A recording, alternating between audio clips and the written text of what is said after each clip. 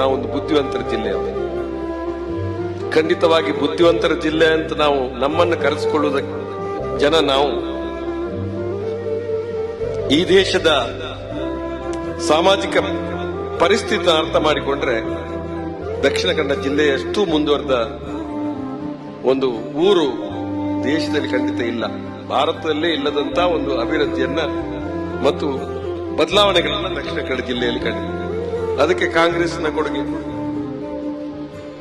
ನಾವು ದೊಡ್ಡ ಕಾಂಗ್ರೆಸ್ಸಿನ ಫಲಾನುಭವಿಗಳು. ನಮ್ಮಷ್ಟು ಕಾಂಗ್ರೆಸ್ನ ಫಲಾನುಭವಿಗಳು ಸೂದಿರು ಕೂಡ ಅಲ್ಲ, ಇನ್ನೊಬ್ಬ ಯಾರೂ ಅಲ್ಲ. ನಾವು ದೊಡ್ಡ ಫಲಾನುಭವಿಗಳು.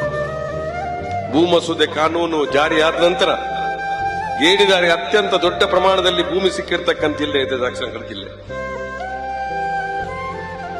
ಬಗುರು ಸಾಗುವಳಿ ಬಂತು.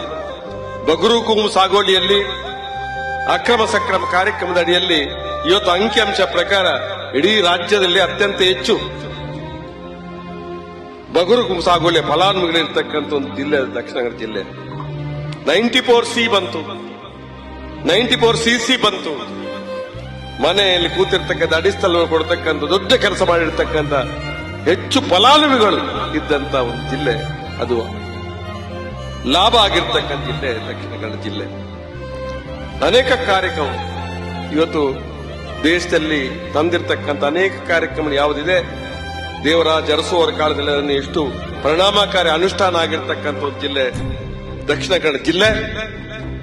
ನಾವು ಅತ್ಯಂತ ಹೆಚ್ಚು ಕಾಂಗ್ರೆಸ್ನ ಫಲಾನುಭವಿಗಳು ಇರ್ತಕ್ಕಂಥ ಜಿಲ್ಲೆ ಯಾವುದು ಅಂತಂದ್ರೆ ಅದು ದಕ್ಷಿಣ ಕನ್ನಡ ಜಿಲ್ಲೆ, ಅತ್ಯಂತ ಹೆಚ್ಚು ಫಲಾನುಭವಿ. ಆದ್ರೆ ಇವತ್ತು ನಾವು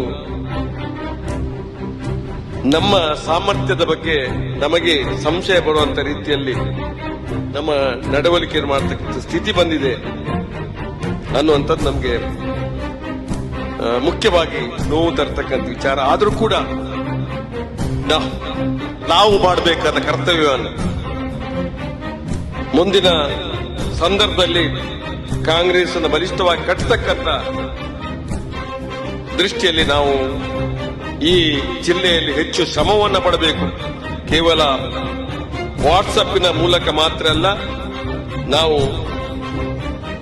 ಆಳವಾಗಿ ಕಾಂಗ್ರೆಸ್ಸಿನ ಕೆಲಸವನ್ನ ಗ್ರಾಸ್ ರೂಟ್ ಲೆವೆಲ್ ಮಾಡತಕ್ಕಂಥ ಕೆಲಸವನ್ನ ಮಾಡಲಿಕ್ಕೆ ಪ್ರಯತ್ನ ಮಾಡಬೇಕು ಅಂತ